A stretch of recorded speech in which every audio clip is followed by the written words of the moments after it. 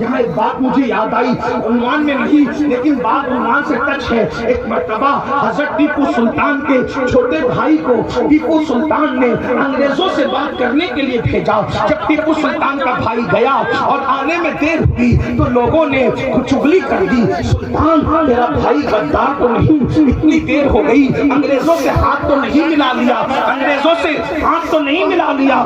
سلطان کو خیال آیا واقعی میرا بھائی غدار تو نہیں ہو گیا، آنے میں دیر ہو رہی ہے، انگریزوں سے ہاتھ تو نہیں ملا لیا۔ ایسے میں سلطان گھر میں آئے اور آ کر کے بے چینی میں ٹہلنے لگے، بے چینی سے ٹہل رہے تھے۔ ایسے میں ماں نے پوچھا ٹیپو کیا ہوا بیٹا؟ اس لیے کہ سلطان لوگوں کے لیے ہے، ماں کے لیے تو بیٹا بچہ ہی ہوتا ہے۔ تو کیا ہوا ٹیپو بیٹا؟ کہا ماں تمہارے بیٹے نے میری گردن کو نیچے کر دیا۔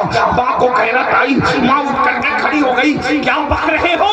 میرے بیٹے نے گردن کیوں نیچے کر دی؟ کہا ماں انگریزوں سے بات کرنے بھیجا تھا، گیا ابھی تک نہیں آیا، لوگ باتیں کر رہے ہیں کہ سلطان کا بھائی غدار تو نہیں، ملک کا سودا تو نہیں کر کے آیا ہے۔ ماں نے کہا خدا کی عزت کی قسم مائیں سن لو، ٹیپو سلطان کی ماں نے کہا خدا کی عزت کی قسم میری کوئی اولاد نہ ملک کی گدار ہو سکتی ہے نہ مذہب کی گدار ہو سکتی ہے، تمہارے لوگ جھوٹ کہتے ہیں سلطان، یہ کہہ کر کے غصے کا اظہار کرتے ہوئے بیٹھ گئی۔ تھوڑی ہی دیر گزری تھی کہ سلطان کے بھائی آئے، خوشخبری لے کر آئے، سودا کر کے نہیں بلکہ ان لوگوں کو اپنے معاہدے کے اندر کے جال میں پھانس کر کے آئے۔ ماں کو سلطان نے کہا ماں میرے قدم لڑکھڑا گئے، مگر تم نے گھر میں بیٹھ کر اتنے یقین سے کیسے کہا کہ تمہارا بچہ ملک و ملت کا غدار نہیں ہو سکتا؟ ماں نے کہا بیٹا تیری ماں نے تجھے اور تیرے بھائی کو